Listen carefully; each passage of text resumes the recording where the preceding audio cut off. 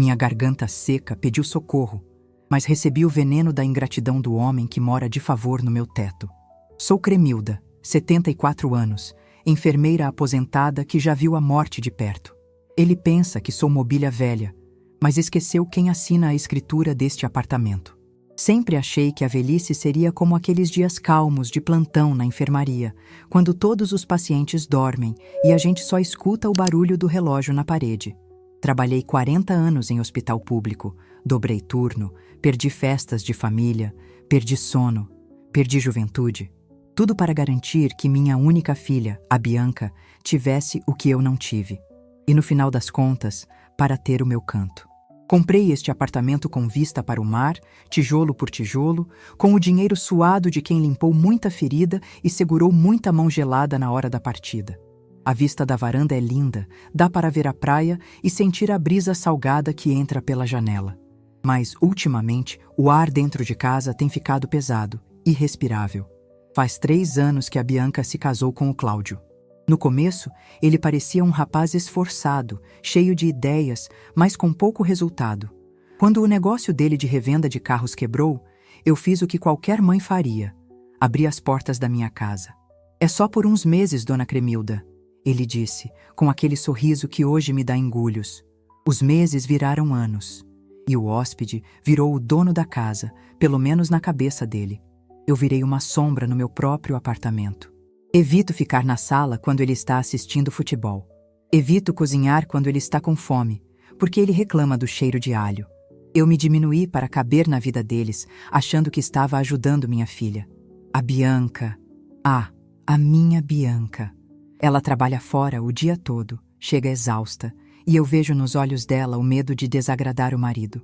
Ela virou uma mulher que pisa em ovos dentro da própria casa, com medo de quebrar a casca fina do ego desse homem. Mas hoje foi diferente. Hoje o calor estava insuportável, aquele mormaço que faz a pressão da gente oscilar. Estávamos na sala, eu sentada na minha poltrona de leitura, aquela bege que tenho desde antes da mudança, e eles no sofá novo que eu parcelei em 12 vezes porque o Cláudio disse que o antigo dava dor nas costas.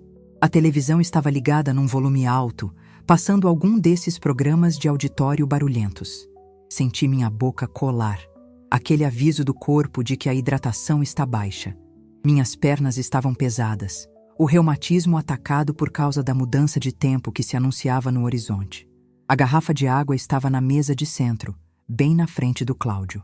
Ele estava com os pés apoiados na mesa, relaxado, com o celular na mão. "Cláudio, meu filho", chamei, com a voz um pouco rouca. "Você pode me passar a água, por favor?" Minha perna travou um pouco. Foi um pedido simples.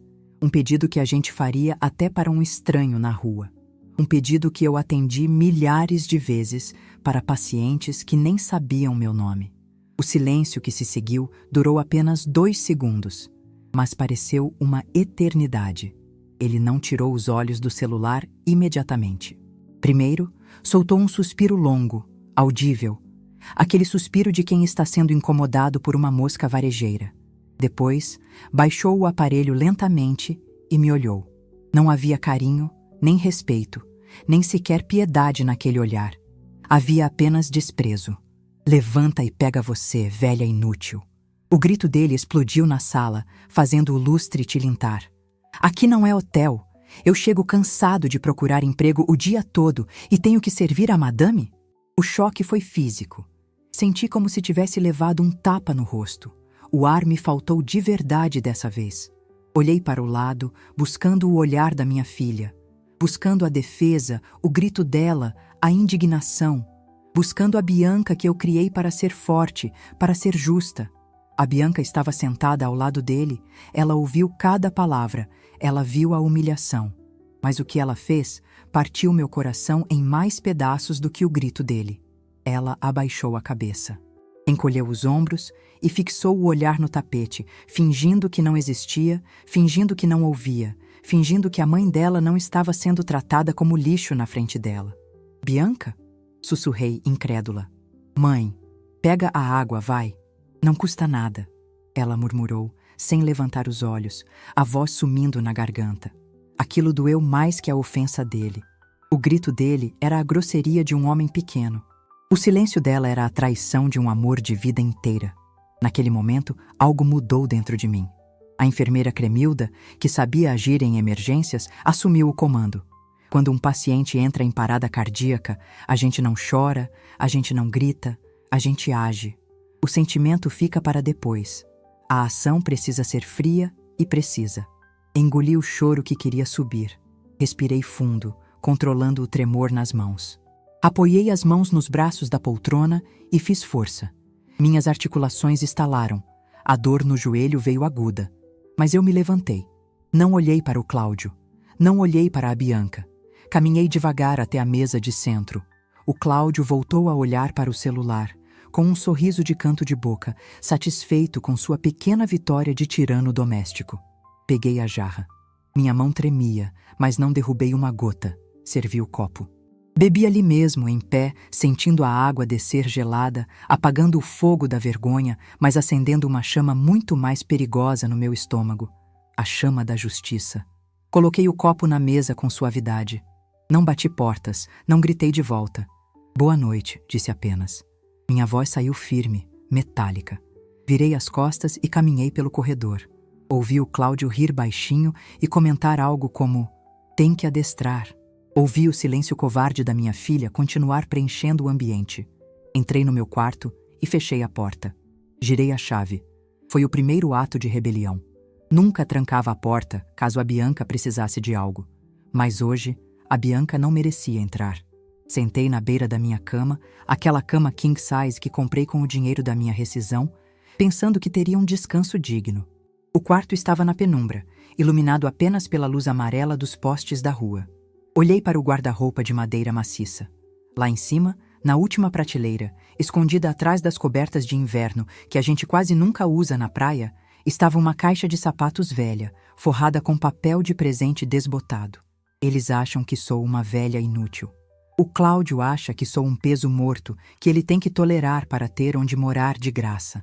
A Bianca acha que sou uma mãe boazinha que vai aceitar tudo para não criar conflito. Eles esqueceram que eu lidei com cirurgiões arrogantes a vida toda. Esqueceram que eu gerenciei alas inteiras de hospital com falta de recurso e excesso de gente doente. Eu sei fazer triagem. Eu sei identificar o que tem cura e o que precisa ser amputado para o corpo sobreviver. E essa situação é gangrena. Levantei-me, ignorando a dor no joelho. Peguei a banqueta, subi com cuidado e alcancei a caixa. Coloquei-a sobre a colcha de retalhos. Abri a tampa. O cheiro de papel guardado subiu. Lá estavam eles. Meus tesouros de papel. A apólice de seguro, o testamento que eu ainda não tinha registrado em cartório, graças a Deus. E o principal, a escritura pública de compra e venda do imóvel, registrada, bonitinha, com meu nome completo, Cremilda de Jesus Santos, única proprietária, com usufruto vitalício e absoluto. Passei a mão pelo papel texturizado. Velha inútil, ele disse. Aqui não é hotel, ele disse. Ele tinha razão em uma coisa. Aqui não é hotel. Hotel tem serviço de quarto, tem camareira, tem gente para servir. Aqui é a minha casa. E na minha casa, quem dita as regras sou eu. Se ele quer tratamento de hotel, vai ter que pagar a diária. Ou vai ter que fazer check-out. Olhei para o relógio de ponteiro na mesinha de cabeceira. 2 da manhã. A casa estava em silêncio. Eles já deviam estar dormindo. Provavelmente no ar-condicionado que eu pago a conta de luz no final do mês. Peguei meu celular. Aquele modelo simples com letras grandes que a Bianca comprou, dizendo que era para idoso, como se eu não tivesse capacidade de usar um smartphone moderno.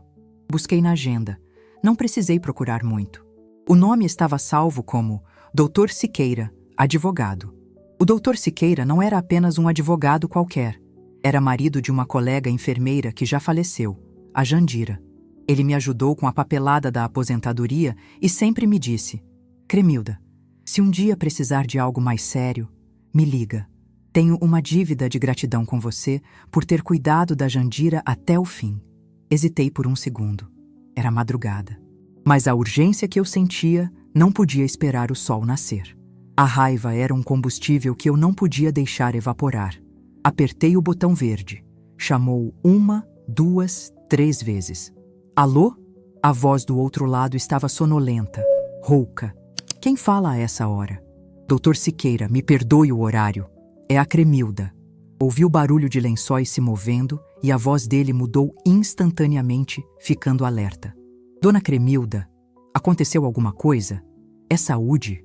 Precisa de ambulância? Não, doutor, minha saúde vai bem, na medida do possível. O problema é outro tipo de doença. Respirei fundo, sentindo o poder daquelas palavras que estavam presas na minha garganta há 3 anos.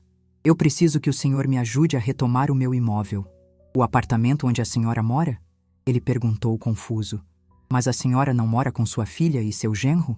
Moro, doutor, e é exatamente esse o problema. Olhei para a porta trancada do meu quarto e imaginei o Cláudio dormindo, roncando, achando que amanhã seria mais um dia onde ele acordaria ao meio-dia para comer a comida que eu comprei. Eu quero eles fora daqui. Eu quero uma ordem de despejo, ou reintegração de posse, ou o nome que a lei der para colocar ingrato na rua. E eu quero começar isso agora. Houve um breve silêncio do outro lado da linha, seguido por um som que parecia alguém pegando óculos e acendendo um abajur. Dona Cremilda, a senhora tem certeza? Isso vai causar uma guerra familiar. A guerra já começou, doutor. Eles só não sabem que eu tenho a munição. Apertei o documento contra o peito. Velha inútil. Foi o que ouvi hoje. Amanhã, eles vão descobrir exatamente o quanto essa velha pode ser útil para ensinar uma lição de vida. Entendido. A voz do advogado agora era profissional, afiada. Esteja no meu escritório às 9 da manhã. Leve a escritura e seus documentos. Vamos preparar uma notificação extrajudicial para começar. Eles vão ter um susto. Um susto é pouco, doutor. Respondi, sentindo um sorriso frio se formar nos meus lábios pela primeira vez naquela noite. Eu quero que eles sintam o chão tremer. Desliguei o telefone. Deitei na cama, mas não para dormir. Fiquei olhando para o teto, ouvindo o som distante do mar. A tristeza pela atitude da Bianca ainda estava lá, uma dor surda no peito, mas agora ela dividia espaço com uma determinação de ferro. Eles acharam que eu ia chorar no travesseiro e esquecer no dia seguinte. Acharam que a velha inútil ia aceitar o papel de vítima indefesa. Mal sabem eles que a enfermeira Cremilda acabou de assumir o plantão, e a primeira ordem do dia é limpar a infecção que tomou conta da minha casa. O sol nasceria em poucas horas, e com ele uma nova era neste apartamento. O relógio biológico de quem passou a vida acordando antes do sol não falha. Nem mesmo depois de uma noite de insônia e fúria. Eram 5 da manhã quando abri os olhos. A casa estava mergulhada naquele silêncio pesado que só existe onde moram pessoas de consciência tranquila, ou, no caso dos meus hóspedes indesejados, de consciência adormecida pela preguiça. Levantei-me sem fazer ruído, um hábito antigo de não acordar pacientes, e fui para a sala. O cenário era o mesmo da noite anterior. Congelado no tempo como uma cena de crime. O copo que eu havia usado ainda estava na mesa, a marca dos pés do Cláudio no meu móvel de centro, as almofadas jogadas no chão. Mas o que me chamou a atenção não foi a bagunça, e sim o que ela representava. Comecei a fazer uma ronda silenciosa pela casa, não como a avó boazinha que arruma tudo, mas como uma perita avaliando os danos. Fui até a cozinha. A pia estava transbordando de louça suja do jantar que eles pediram. Pizza, paga com o cartão adicional que eu, tolamente, dei para a Bianca para emergências. Abri a geladeira. O queijo que comprei anteontem tinha sumido. O presunto também. Havia garrafas de cerveja importada que eu não bebo e potes de sorvete caro. Peguei as contas que estavam jogadas em cima do micro-ondas, aquelas que chegam pelo correio, e eles ignoram. Conta de luz. Bandeira vermelha, valor exorbitante. Claro, o ar-condicionado fica ligado até quando não tem ninguém no quarto. Conta da internet. O plano mais caro, com canais de filmes que eu nunca assisto. Sentei-me à mesa da cozinha com a calculadora e uma caneta. Comecei a somar. Não era apenas uma questão de falta de educação ou de um genro grosseiro. Era um sangramento financeiro constante. Eu estava sustentando 2 adultos saudáveis que me tratavam como um estorvo. A cada número que eu somava, a velha inútil dava lugar a uma gestora financeira indignada. Aquele levanta e pega você custou muito mais caro do que ele imaginava.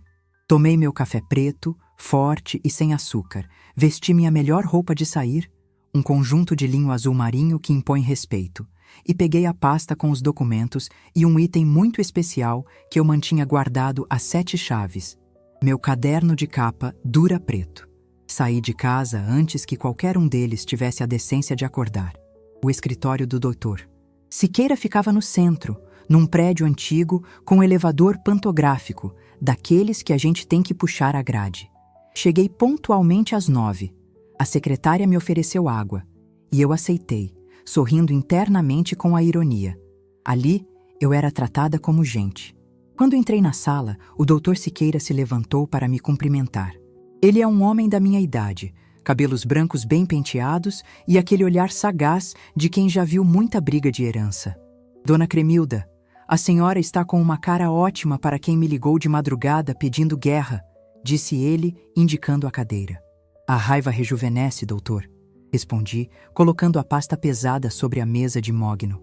Trouxe a escritura, como o senhor pediu, e trouxe algo mais. Abri a pasta e tirei primeiro a escritura. O papel amarelado confirmava o que eu já sabia. O imóvel era meu, mas o verdadeiro trunfo veio depois. Coloquei o caderno preto sobre a mesa. O que é isso? Ele perguntou, ajustando os óculos. Isso, doutor, é o prontuário da infecção, expliquei, abrindo na página marcada. Eu sou enfermeira, Siqueira. A gente aprende a anotar tudo. Hora da medicação, alteração de temperatura, fluidos. Quando eles vieram morar comigo, eu comecei a anotar também. O advogado puxou o caderno e começou a ler. Seus olhos se arregalaram. Ali estava registrado cada centavo que saiu da minha aposentadoria para custear a vida mansa do Cláudio e da Bianca nos últimos 3 anos. Dia 12. Pagamento da prestação do carro do Cláudio, R$ 1.200. Dia 15. Compra de supermercado, incluindo itens supérfluos pedidos por ele, R$ 850. Dia 20. Conserto do celular da Bianca que o Cláudio quebrou, R$ 600. Ele leu em voz alta, balançando a cabeça. Dona Cremilda, isso aqui é uma fortuna. A senhora tem recibos? Tenho tudo grampeado nas páginas seguintes, extratos bancários, notinhas fiscais. Eles acham que eu sou gagá, que não percebo o dinheiro saindo. Acham que a aposentadoria da enfermagem é capim. Isso muda a figura? Disse o advogado, fechando o caderno com um baque surdo. Não é apenas uma retomada de imóvel. Podemos argumentar ingratidão grave para revogar qualquer doação que a senhora tenha feito e usar isso para provar que eles têm meios de sobreviver, mas escolheram parasitar a senhora. Isso desmonta qualquer tese de vulnerabilidade que eles tentem alegar para não sair. Foi nesse momento que revelei meu segundo recurso oculto, aquele que nem a Bianca sabia. Tem mais uma coisa, doutor. Inclinei-me para a frente. Eles acham que eu vivo só da aposentadoria do INSS. Mas quando vendi minha casa antiga no interior para vir para cá, sobrou um dinheiro. E eu investi. Tenho uma aplicação num banco digital que meu sobrinho, o que mora em Londres, me ensinou a usar. O rendimento cai todo mês e eu nunca toquei nele. Deixei acumular para a velhice, para pagar cuidadores se eu precisasse. O doutor Siqueira sorriu, um sorriso largo e genuíno. Então a senhora não depende financeiramente deles em nada? Nem para comprar um pão? Doutor, eu poderia comprar a padaria se eu quisesse. Eu me fiz de pobre e dependente emocionalmente porque queria a companhia da minha filha. Achei que se eu pagasse as contas, eles ficariam por perto por amor.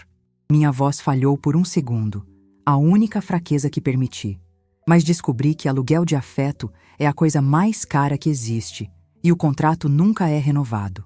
Enquanto o advogado preparava a notificação extrajudicial de desocupação, dando a eles 30 dias para saírem, fiquei olhando pela janela do escritório. Vi as pessoas caminhando lá embaixo, apressadas. Quantas daquelas mulheres de cabelo grisalho não estavam passando pela mesma coisa?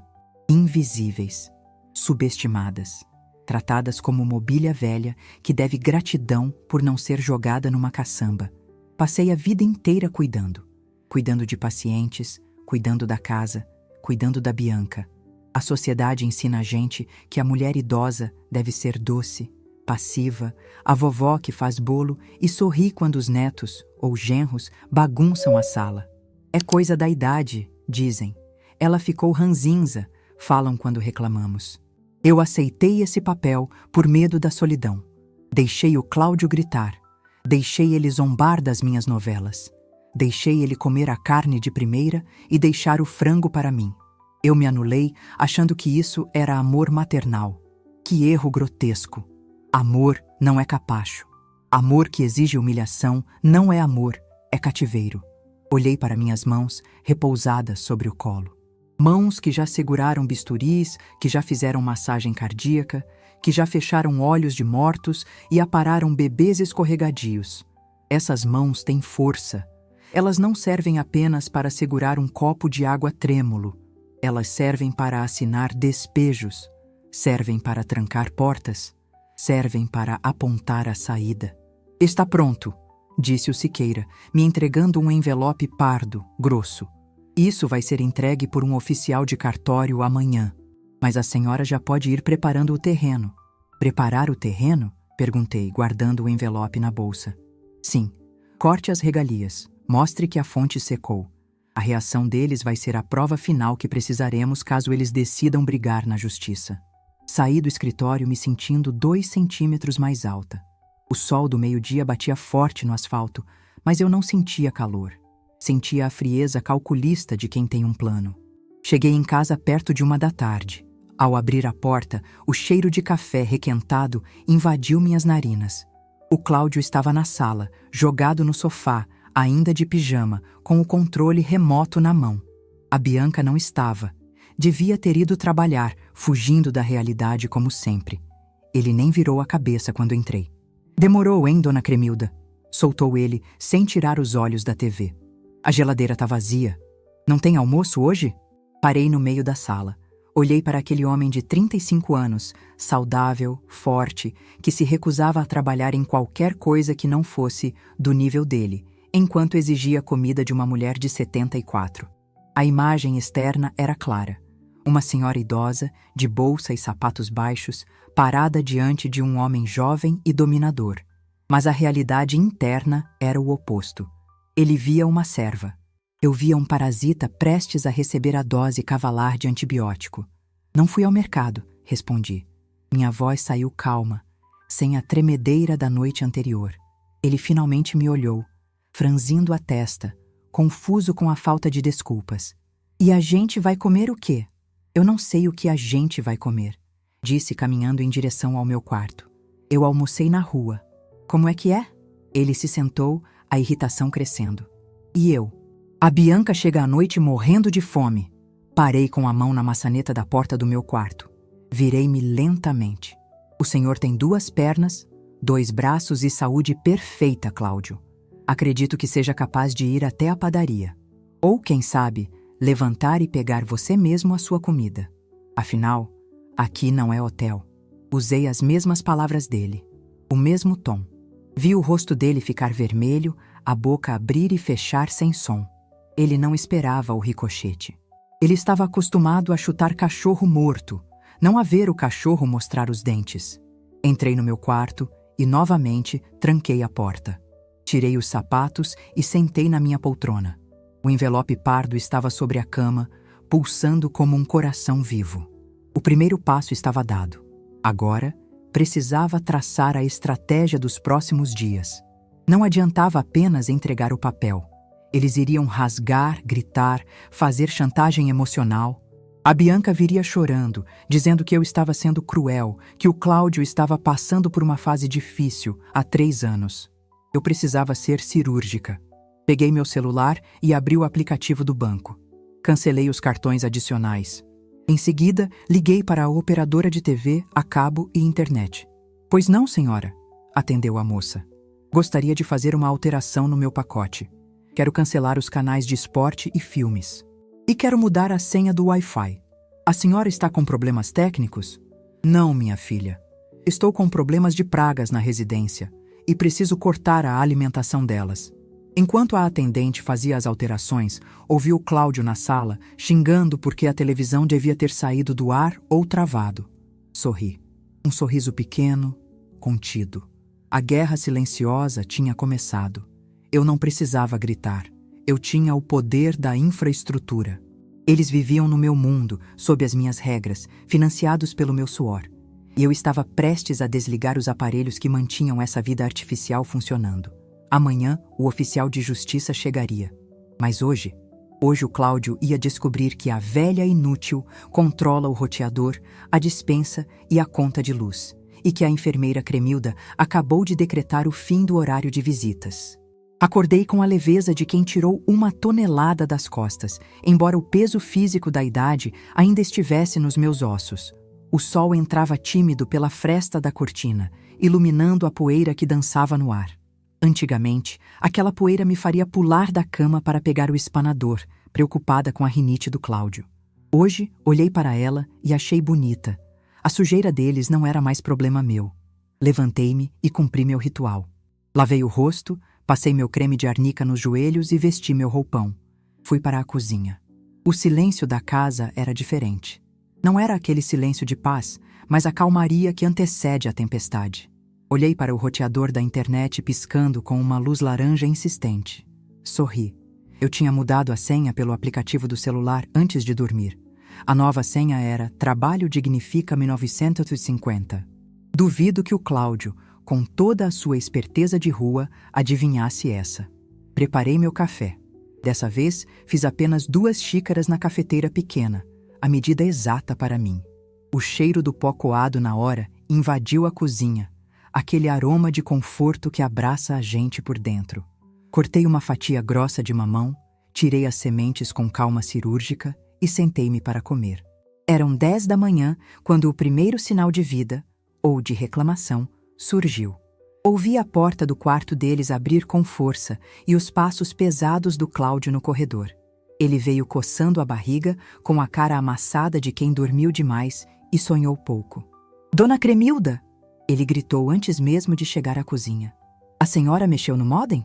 A internet não conecta nem a pau." Continuei mastigando meu mamão, saboreando o doce da fruta. Não olhei para ele. "Bom dia para você também, Cláudio", respondi, sem tirar os olhos da minha xícara. "O que houve?" "A internet caiu." Ele pegou o celular e balançou na minha frente como se eu fosse uma criança que não entende o óbvio. "Tô tentando entrar no jogo online faz meia hora. Reinicia aí pra mim." "Ah, meu filho." Limpei a boca com o guardanapo de papel. "Eu liguei lá na operadora ontem. Parece que deu um problema na fiação da rua. Disseram que é manutenção. Sabe como é, né? Coisa moderna quebra fácil." "Manutenção? Mas o 4G do meu celular também tá lento porque acabou a franquia." "Que inferno!" Ele chutou a perna da mesa. O café na minha xícara tremeu, mas não derramou. "Pois é, a vida tem dessas coisas." Levantei-me, peguei minha louça e levei para a pia. "Aproveita que está sem internet e vai dar uma volta. O dia está lindo. Quem sabe não aparece uma oportunidade de emprego." Ele bufou, um som animal, e foi até a geladeira. Abriu a porta e ficou parado, olhando para o vazio iluminado pela luz fria. As prateleiras estavam desoladas. Havia apenas meus remédios, uma garrafa de água, ovos e verduras. Os embutidos, os iogurtes caros, as cervejas artesanais, tudo tinha desaparecido ou sido consumido e não reposto. "Cadê o presunto? Cadê o requeijão?" Ele bateu a porta da geladeira. "A senhora não foi no mercado ontem?" "Não fui", respondi, começando a lavar minha xícara com uma calma que eu não sabia que tinha. "A aposentadoria ainda não caiu, Cláudio. E o dinheiro que tinha acabou. Sabe como é? A conta de luz veio muito alta esse mês. Tive que escolher entre pagar a luz ou comprar presunto Parma. Escolhi a luz, para você não ficar no escuro." Ele me olhou com um misto de raiva e desconfiança. Pela primeira vez, o olhar dele não encontrou a sogra submissa, mas uma parede de concreto. Ele não sabia como escalar aquela parede. "E a Bianca? Ela sabe disso?"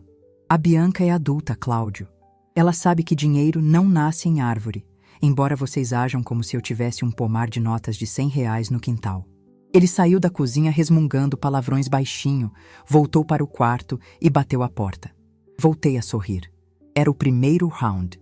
E eu tinha ganhado por nocaute técnico, sem levantar um dedo. A manhã se arrastou numa tensão deliciosa.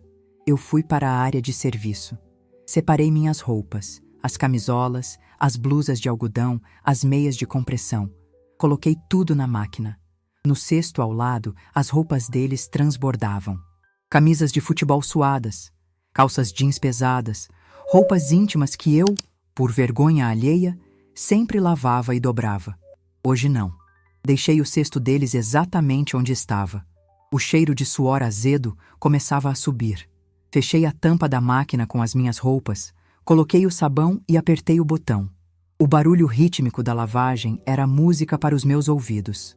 Perto do meio-dia, o cheiro de alho fritando na manteiga tomou conta da casa. Eu estava preparando um bife acebolado. Comprei apenas 2 bifes no açougue da esquina, escondida, enquanto ele dormia. Temperei com cominho, pimenta do reino e muito carinho por mim mesma. Fiz um arroz branco soltinho e uma salada de tomate. Servi meu prato e sentei à mesa. O Cláudio apareceu na sala, atraído pelo cheiro como um tubarão sente sangue na água. Finalmente, disse ele, esfregando as mãos. Tô brocado de fome. Ele foi até o fogão e levantou a tampa da panela. O silêncio que se seguiu foi absoluto. Só tem arroz? A voz dele saiu aguda. Cadê a carne? Está aqui no meu prato, Cláudio, respondi, cortando um pedaço suculento do bife. Como eu disse, o dinheiro está curto. Comprei o suficiente para mim. Achei que você, como homem da casa, já tivesse providenciado o almoço da família. A senhora tá de sacanagem com a minha cara? Ele veio até a mesa, o rosto vermelho, as veias do pescoço saltadas. Tá me negando comida agora? Coloquei o garfo no prato com suavidade. Olhei bem no fundo dos olhos dele. Eu não estou negando nada, meu filho. Eu só parei de oferecer o que não é obrigação minha. Lembra do que você disse? Aqui não é hotel. Em hotel, a comida está inclusa na diária. Aqui, cada um cuida do seu sustento. Se você quer bife, Cláudio, compre a carne.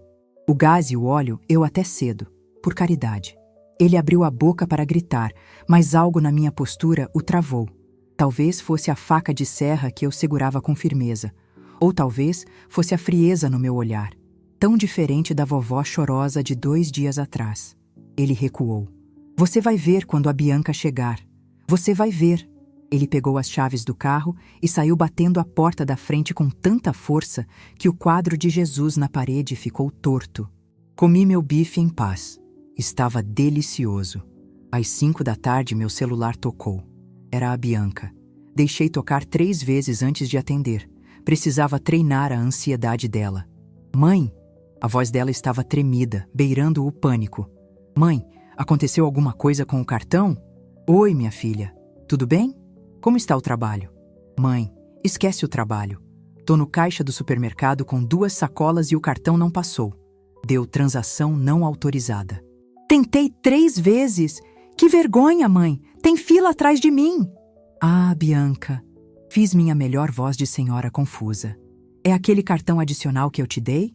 É, claro que é. O que aconteceu? A senhora esqueceu de pagar a fatura? Não, filha. Eu cancelei mesmo. Houve um silêncio do outro lado da linha, cortado apenas pelo bip-bip dos caixas do mercado ao fundo. Cancelou? Como assim cancelou? E como eu vou pagar as compras? Tem o jantar do Cláudio, tem as coisas de higiene. Bianca, minha querida, interrompi, mantendo a voz doce, mas firme como rocha. Eu fiz as contas ontem à noite. Aquele cartão estava com juros muito altos. Não compensava mais. E como vocês são jovens e saudáveis, achei que não precisariam mais da mesada da mamãe. Mesada? Mãe, a gente usa para casa. Para casa de quem, filha? Porque na minha casa, eu compro o que eu como. O que vocês compram é para o luxo de vocês. Mãe, você não tá bem. O Cláudio me ligou dizendo que a senhora não fez almoço para ele, que a internet não funciona. O que tá acontecendo? A senhora tá tendo algum surto? É o remédio da pressão? Respirei fundo. A dor de ouvir minha própria filha achar que estou louca só porque parei de ser capacho era aguda, mas necessária. Era a dor do bisturi que abre o abscesso. Estou ótima, Bianca. Melhor do que estive nos últimos 3 anos. Deixe as compras aí e venha para casa. Temos assuntos a tratar. E avise seu marido para estar presente. Desliguei antes que ela pudesse responder. O coração batia um pouco mais rápido, Mas não era medo, era adrenalina. A enfermeira estava pronta para a cirurgia de emergência. Quando a Bianca chegou, 1 hora depois, o Cláudio já estava em casa. O clima na sala era tão pesado que se riscasse um fósforo, o ar explodiria. Eu estava sentada na minha poltrona, lendo um livro antigo, fingindo tranquilidade. A Bianca entrou com os olhos vermelhos, provavelmente de chorar no ônibus, já que não tinha dinheiro para o Uber. O Cláudio estava no sofá, de braços cruzados, com a cara de quem foi injustiçado pelo mundo. "Mãe, a gente precisa conversar sério", começou a Bianca, jogando a bolsa no sofá. "Isso não pode continuar. O Cláudio está humilhado, eu passei vergonha no mercado. A senhora não pode fazer isso com a gente." Fechei o livro devagar, marquei a página, tirei os óculos de leitura. "Eu não posso fazer o quê, Bianca? Parar de pagar as contas de 2 adultos? Parar de cozinhar para quem me manda levantar e me chama de inútil? Ele estava nervoso, mãe." Bianca defendeu, como sempre fazia. "Foi um momento. Agora a senhora vai punir a gente de fome? Cortar a internet? Isso é crueldade." "Crueldade?" Levantei-me. A dor no joelho veio, mas a ignorei. Fiquei de pé, encarando os dois. "Crueldade é ouvir que sou um peso morto dentro da casa que eu construí com 40 anos de plantões noturnos. Crueldade é ver minha filha abaixar a cabeça enquanto um marmanjo me destrata. Eu não abaixei a cabeça." Bianca mentiu, mas a voz falhou. Abaixou sim. E ficou calada. "O silêncio é a pior concordância, Bianca." Cláudio se levantou, tentando crescer para cima de mim. Ele usava a altura como arma, mas esqueceu que eu lidei com psicóticos em surto que eram muito maiores que ele. "Olha aqui, dona Cremilda. A senhora tá muito azinha pro meu gosto. Se a senhora quer guerra, vai ter. Eu vou chamar um advogado e vou provar que a senhora tá senil, incapaz de gerir o próprio dinheiro. A gente vai pedir a curatela da senhora." Ele apontou o dedo na minha cara. "Aí eu quero ver quem vai mandar nessa casa." Sorri. Um sorriso frio que não chegou aos olhos. "Curatela? Interessante você mencionar advogados, Cláudio." Nesse exato momento, a campainha tocou. O som ecoou pela sala tensa. "Quem é agora?" Cláudio esbravejou. "Deve ser a pizza que eu pedi fiado no aplicativo do vizinho." Ele foi até a porta, pisando duro, esperando encontrar um motoboy. Abriu a porta com violência, mas não era pizza. Era um homem baixo, de óculos, com uma prancheta na mão e uma bolsa de couro transversal. Um oficial de cartório. Eu conhecia o tipo. Já recebi muitas intimações no hospital para depor sobre pacientes. "Boa noite", disse o homem, com aquela voz neutra de quem só quer entregar o papel e ir embora. "Senhor Cláudio Roberto da Silva e senhora Bianca dos Santos?" Cláudio franziu a testa, confuso. "Sou eu. O que é? Cobrança? Notificação extrajudicial de desocupação de imóvel e revogação de comodato verbal", disse o homem, estendendo 2 envelopes pardos grossos. "Assine aqui, por favor." O tempo parou. Vi a cor sumir do rosto do Cláudio. Ele olhou para o papel, depois para o homem, e finalmente virou a cabeça lentamente para mim. A Bianca, que estava atrás dele, levou as mãos à boca. "O que é isso, mãe?" Ela sussurrou. Caminhei até eles. Peguei a caneta da mão do oficial, que olhava a cena com tédio profissional. "Assinem", ordenei.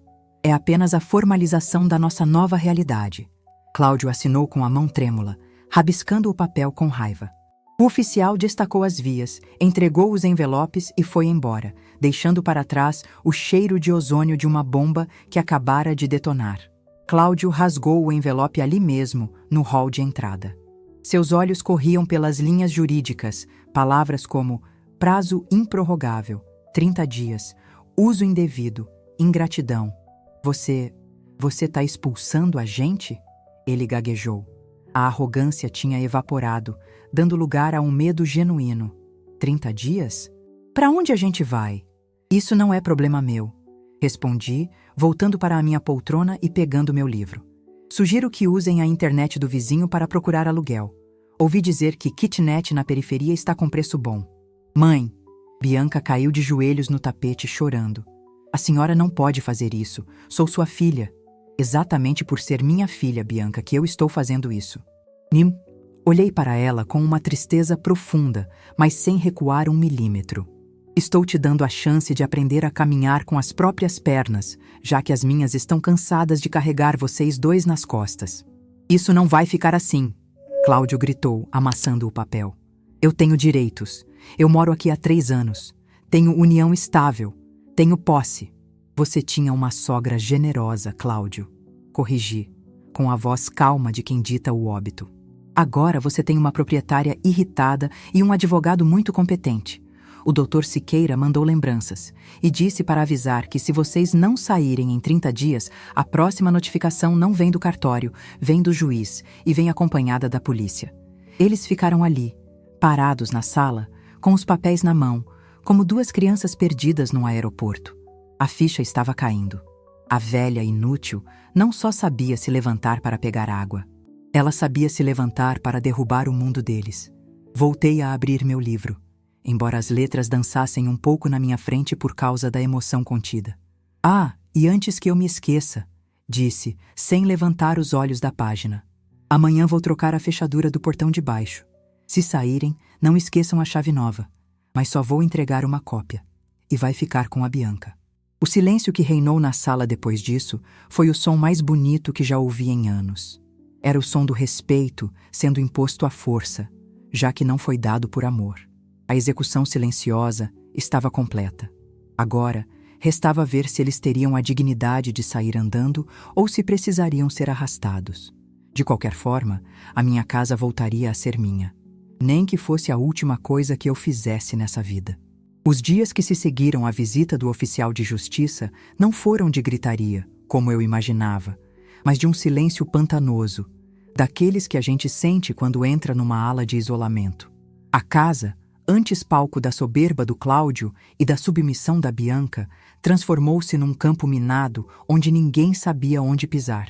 A primeira mudança concreta foi a física.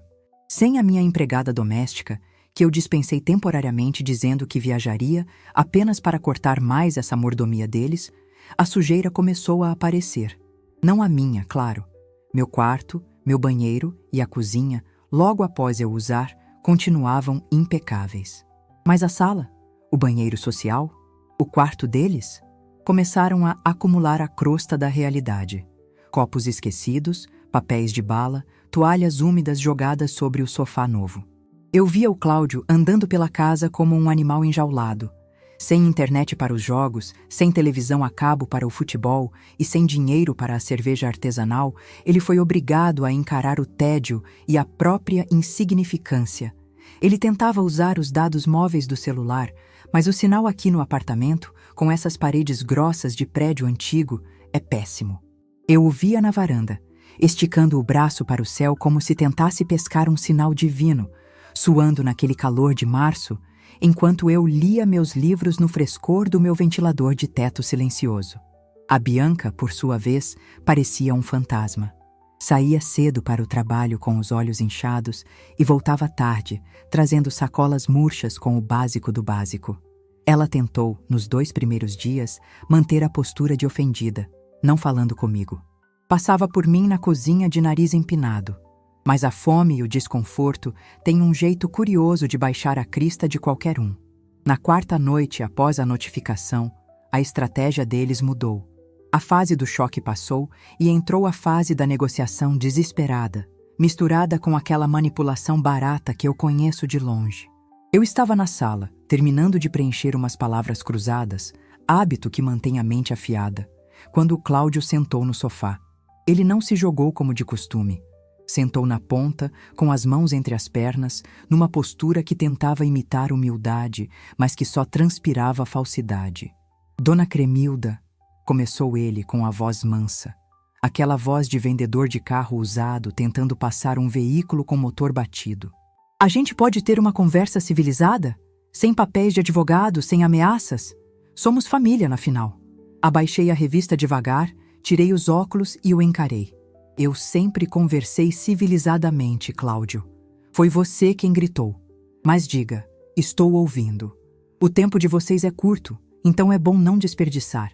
Ele engoliu em seco.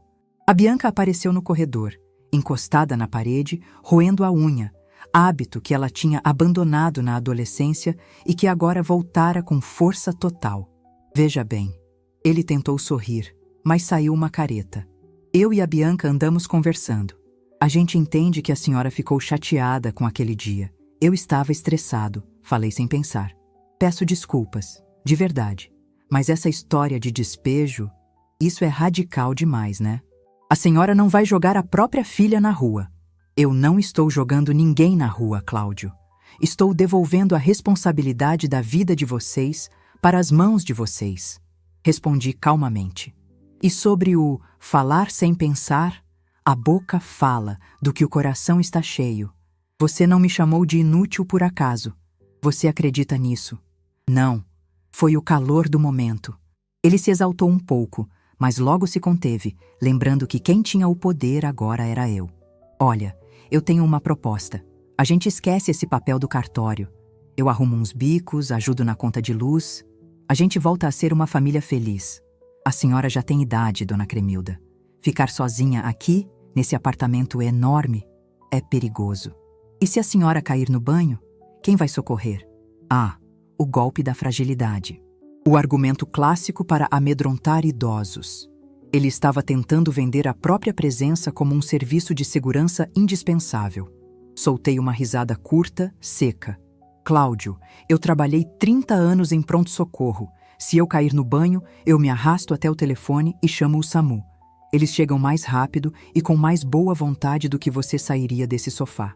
E outra coisa, você disse, ajudo na conta de luz. A conta de luz é minha. O apartamento é meu. Você não tem que ajudar. Você teria que sustentar a casa onde mora. Mas essa chance já passou. A máscara de bom moço dele trincou. Ele levantou, as mãos fechadas em punho. A senhora é muito ingrata. A voz dele subiu uma oitava. Eu fiz melhorias nesse apartamento. Troquei as lâmpadas por LED, pintei a parede da sala. Se a senhora quer que a gente saia, vai ter que me indenizar. Eu tenho direitos. Eu investi aqui. Olhei para a Bianca, esperando que ela tivesse o bom senso de calar o marido. Mas ela continuava quieta, com aquele olhar de cachorro que caiu da mudança. Indenizar? Perguntei, sentindo aquela calma fria da enfermeira-chefe tomar conta de mim. Espere um minuto. Levantei-me com a ajuda da bengala, que eu nem precisava tanto, mas usava agora para enfatizar minha autoridade. E fui até o quarto. Voltei com o caderno preto de capa dura. O tal prontuário da infecção. Sentei-me novamente, coloquei os óculos e abri o caderno sobre o colo. Molhei a ponta do dedo na língua para virar a página, um gesto antigo que eu sabia que o irritava. Vamos falar de investimentos, Cláudio, disse, correndo o dedo pelas linhas azuis. Página 4. Dia 15 de fevereiro do ano passado. Troca de lâmpadas LED mencionada pelo senhor. Valor das lâmpadas, R$120. Pagos com o cartão de crédito final, R$4,89. Titular, Cremilda de Jesus Santos. Levantei os olhos. Ele estava pálido. Página 10. Pintura da sala. Tinta souvenir. Toque de seda. Lata de 18 litros. Valor, R$450. Mão de obra, o senhor mesmo que pintou metade, cansou, e eu tive que pagar o seu Zé, o zelador, para terminar o serviço. Valor do seu Zé, R$200. Tudo pago por quem? Fiz uma pausa teatral. Ah, sim, por mim. Isso é invasão de privacidade. A senhora anota tudo? A senhora é louca! Ele gritou, recuando um passo como se o caderno fosse uma arma de fogo. Não sou louca, Cláudio. Sou organizada e sou enfermeira. A gente documenta a evolução da doença. E você, meu rapaz, é uma doença cara. Virei mais uma página. Aqui temos o total. Em 3 anos, somando alimentação especial, contas de consumo excessivas, prestações do seu carro que eu paguei 4 vezes para não dar busca e apreensão, e os empréstimos que a Bianca pediu, chorando e nunca pagou. O total chega a quase R$70 mil. A Bianca soltou um soluço alto. Ela sabia que era verdade. Ela sabia de cada centavo. 70 mil. Cláudio sussurrou, os olhos arregalados. Não era remorso. Era choque por ver a mamata quantificada. Exatamente. Fechei o caderno com um baque seco. Então, se você quiser ir para a justiça cobrar as lâmpadas que eu paguei, fique à vontade. Meu advogado, o Dr. Siqueira, está ansioso para apresentar essa contraproposta. Ele chama de enriquecimento ilícito às custas de idoso vulnerável. Da cadeia, sabia? O silêncio que se instalou na sala foi diferente dessa vez. Não era tenso. Era o silêncio da derrota total. O Cláudio olhava para o caderno preto como se fosse a lápide dele. Ele percebeu naquele instante que subestimou a velha inútil de uma maneira catastrófica. Ele achou que lidava com uma velhinha gagá que esquecia onde guardava a chave, mas estava lidando com uma mulher que administrou estoques de morfina e plantões de caos por décadas sem perder uma agulha. Mãe! A Bianca finalmente desencostou da parede e veio até mim. Ela se ajoelhou perto da minha poltrona, chorando. Mãe, por favor, a gente não tem para onde ir. O nome do Cláudio tá sujo na praça. O meu salário não paga um aluguel nessa região. O que a senhora quer que a gente faça? Olhei para a minha filha, a menina que eu embalei, que eu levei para a escola, que eu vi se formar. Doeu.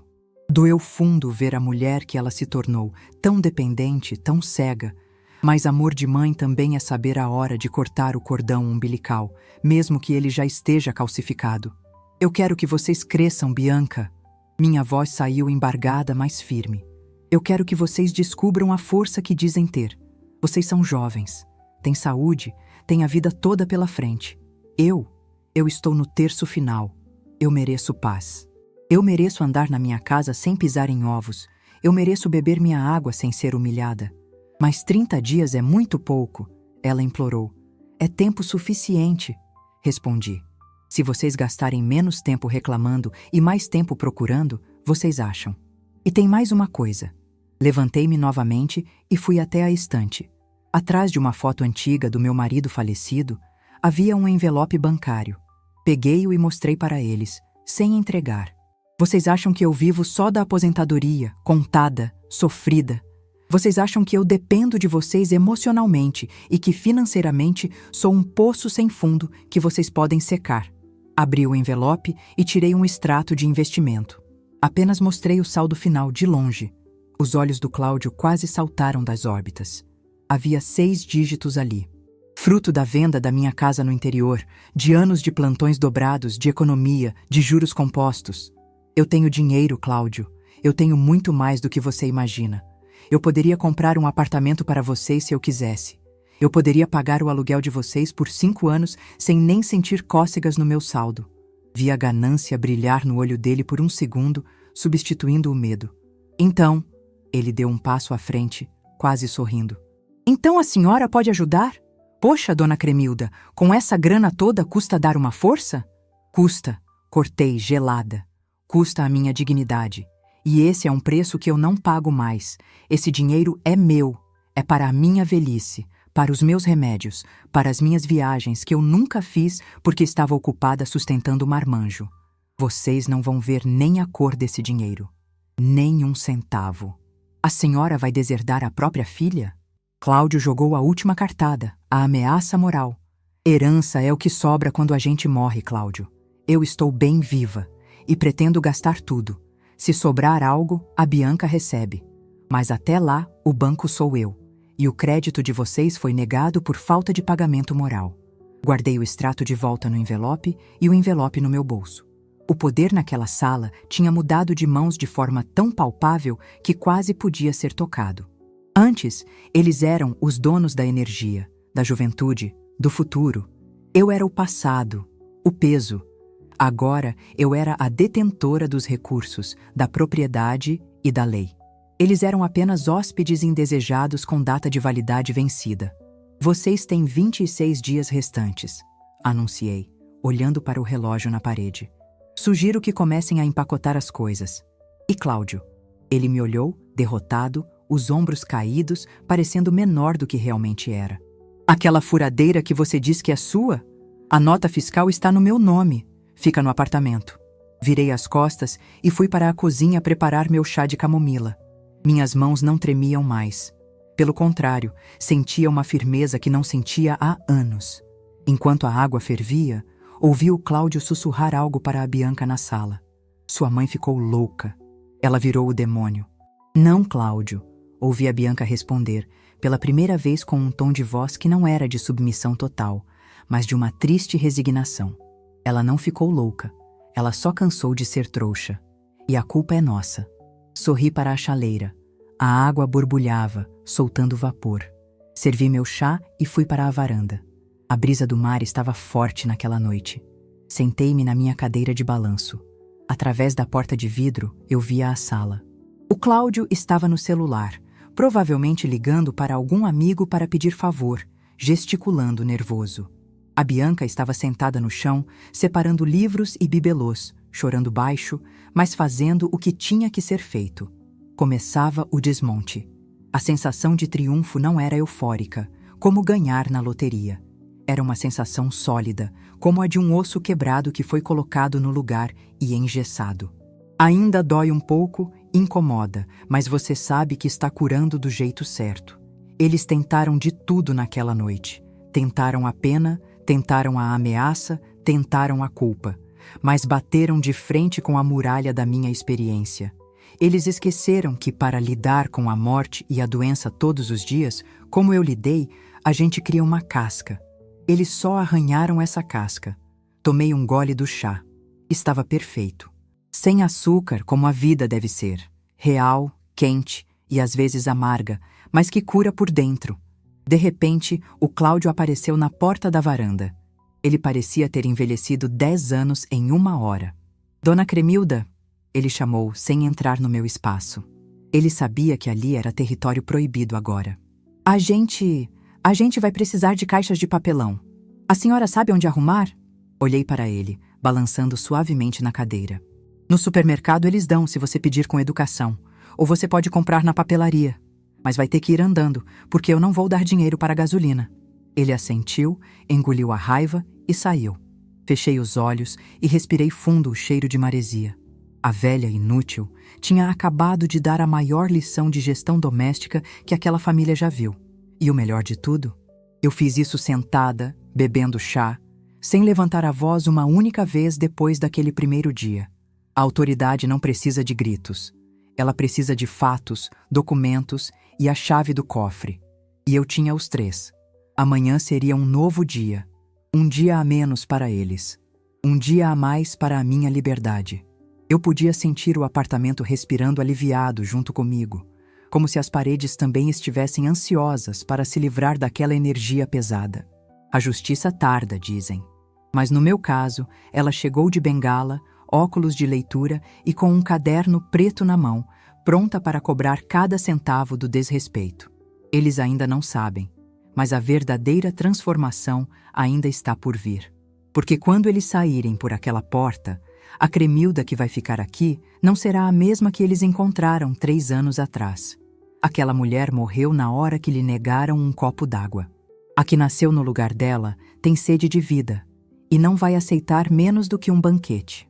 O barulho do caminhão de mudanças, arrancando lá na rua, foi a sinfonia mais bonita que ouvi em anos. Fiquei na varanda, escondida atrás da cortina de voal, observando o baú de metal levar embora não só os móveis baratos que eles compraram às pressas, mas também o peso de 3 anos de amargura. A sala estava vazia, com marcas retangulares mais claras no chão, onde ficava o sofá e o rack da televisão. O eco dos meus passos no piso de madeira parecia conversar comigo, dizendo: "Bem-vinda de volta, Cremilda." A despedida, ocorrida minutos antes, não teve abraços cinematográficos nem perdão instantâneo. A vida real não é novela das 8. Cláudio desceu com a última caixa, suando em bicas. A primeira vez que o vi suar de verdade sem ser jogando bola. E nem olhou na minha cara. Saiu resmungando, com o orgulho ferido arrastando no chão mais que o chinelo. Já a Bianca... A Bianca ficou parada na porta, segurando a chave que eu havia exigido de volta. Ela estava mais magra. As olheiras profundas mostravam que as noites sem ar-condicionado e a preocupação com o futuro tinham cobrado seu preço. Ela me estendeu a chave. A mão dela tremia. "Mãe", ela começou, a voz embargada. "A gente alugou uma casa de fundos no bairro Santa Cecília. É pequeno, tem umidade. O Cláudio tá furioso." Peguei a chave da mão dela. O metal estava quente. Casa de fundos é um teto, Bianca. Muita gente queria ter um. E sobre a fúria do Cláudio? Bom, a raiva, às vezes, é o único combustível que faz um homem acomodado andar para frente. Deixe ele ficar furioso. Quem sabe assim ele arruma um emprego para provar que eu estou errada. A senhora não vai nem nos visitar? Ela deixou uma lágrima escorrer. Agora não, minha filha. Segurei o rosto dela entre minhas mãos enrugadas, mas firmes. Vocês precisam de tempo para serem um casal de verdade, sem a muleta da mãe por perto. E eu preciso de tempo para ser a Cremilda de novo, e não a sogra chata ou a mãe banco. Vá, construa sua vida. Quando você vier me visitar, quero que venha porque sente saudade. Não porque precisa de dinheiro para o mercado. Ela assentiu, engoliu o choro e se virou. Quando a porta bateu, fechei os olhos e respirei fundo. O ar da casa já parecia diferente. Cheirava a possibilidade, cheirava a silêncio, cheirava a mim. A primeira semana foi de desintoxicação. Chamei uma empresa de limpeza pesada. Queria tirar cada vestígio de gordura, cada marca de mão na parede, cada átomo de energia estagnada que eles deixaram. Mandei lavar as cortinas, higienizar os tapetes. Enquanto as faxineiras trabalhavam, eu me sentia como uma diretora de hospital, coordenando a esterilização de um centro cirúrgico após uma infecção grave. Mas a verdadeira mudança aconteceu quando decidi o que fazer com o quarto da bagunça, onde eles dormiam. Aquele cômodo tinha virado um depósito de sonhos frustrados e preguiça. Eu não queria aquele fantasma na minha casa. Contratei um pintor, o seu Geraldo, um senhor caprichoso que trabalha assobiando. Mandei pintar de um tom suave de lavanda. Comprei uma estante nova, uma poltrona confortável, daquelas que abraçam a gente, e uma mesa de trabalho adequada. Ali não seria mais quarto de hóspedes. Seria meu escritório e meu ateliê de costura, um hobby que abandonei quando a rotina do hospital me engoliu e que enterrei de vez quando eles se mudaram. No dia em que montei minha máquina de costura antiga, aquela Singer preta de ferro que era da minha mãe, senti uma alegria infantil. O sol da tarde batia na mesa, iluminando os carretéis de linha colorida. Eu estava sozinha, mas não me sentia solitária. A solidão é estar acompanhada de quem não te enxerga. Estar sozinha com a própria paz é plenitude.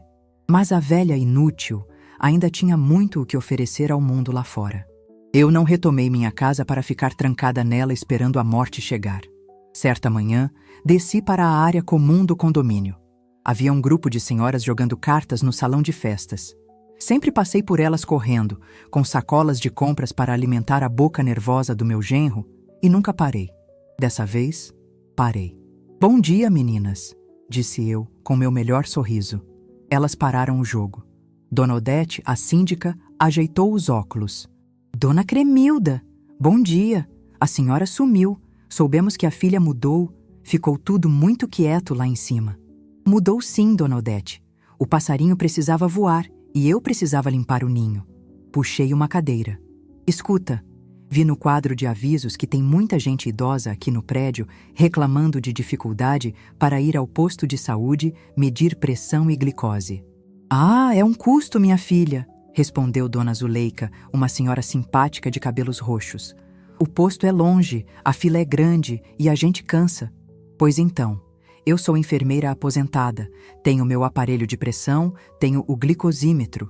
O que vocês acham de eu descer aqui 2 vezes por semana de manhãzinha para fazer um check-up na turma?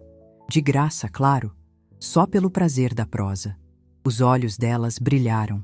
Naquele momento, a Cremilda que foi chamada de inútil morreu definitivamente. Em seu lugar, renasceu a profissional competente, a mulher que tem conhecimento nas mãos e calor no coração. Comecei na terça-feira seguinte. Desci com meu jaleco branco, impecável, engomado, e minha maleta. Em meia hora tinha uma fila de vizinhos. Não era só medir pressão, era ouvir. Era segurar a mão do seu Antônio, que é viúvo, e dizer que a taquicardia dele era saudade, não infarto. Era orientar a Dona Maria sobre os remédios que ela tomava errado. Eu me senti viva, útil, respeitada. Eles me chamavam de enfermeira Cremilda. Ninguém me mandava levantar e pegar nada. Pelo contrário, traziam bolo de fubá, café quentinho, pão de queijo. "Aceita, Dona Cremilda, a senhora cuida tão bem da gente." A ironia do destino é deliciosa. Dentro da minha própria casa, fui tratada como serva por quem eu sustentava. Fora dela, Fui tratada como rainha por estranhos a quem eu servia de graça.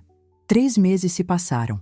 O apartamento estava lindo, cheio de plantas que agora vingavam, porque não tinha ninguém para esquecer a janela fechada no calor. Minha conta bancária, sem o dreno constante das despesas do Cláudio, voltou a engordar. O dinheiro do investimento continuava lá, rendendo, intocável. Foi numa tarde de domingo que o telefone tocou. Era a Bianca. Oi, mãe. A voz dela estava diferente, mais firme, menos infantil. Oi, filha. Como estão as coisas? Estão indo. O Cláudio arrumou um emprego, mãe, numa loja de autopeças. É longe, ele pega 2 ônibus, chega morto de cansado. O salário não é lá essas coisas, mas é dele. Sorri. Um sorriso genuíno de orgulho. E que bom, Bianca. O trabalho dignifica. E você? Eu fui promovida na loja. Como não tenho mais que correr para casa com medo do Cláudio estar bravo ou com fome, tenho ficado até mais tarde, batido as metas. A gente está apertado, mãe. A casa tem goteira, o vizinho de cima faz barulho. Mas a gente pagou o aluguel com o nosso dinheiro. Sobrou R$ 50 no fim do mês. A gente comemorou comendo pastel na feira. Senti um nó na garganta. Pastel na feira. Aquele era o sabor da vitória deles. Fico feliz, minha filha. De verdade. Mãe, ela hesitou. O Cláudio queria pedir dinheiro emprestado semana passada para consertar o carro. Eu disse não.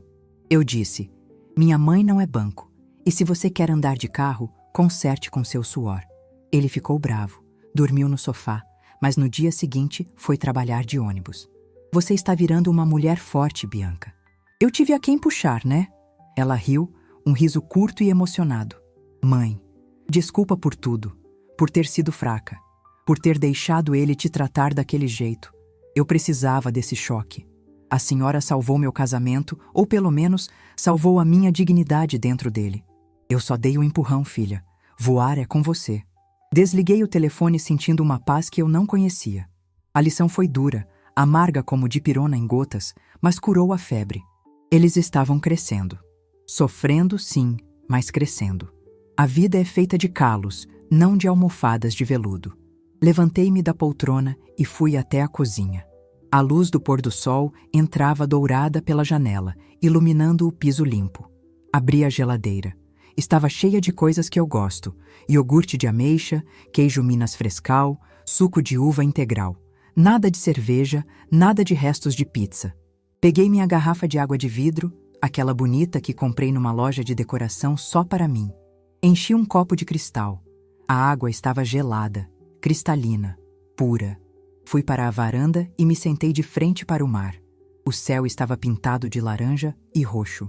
Um navio passava lá longe, no horizonte, pequeno diante da imensidão do oceano. Pensei em viajar. O doutor Siqueira tinha me falado de uma excursão para Portugal em setembro, só para a terceira idade.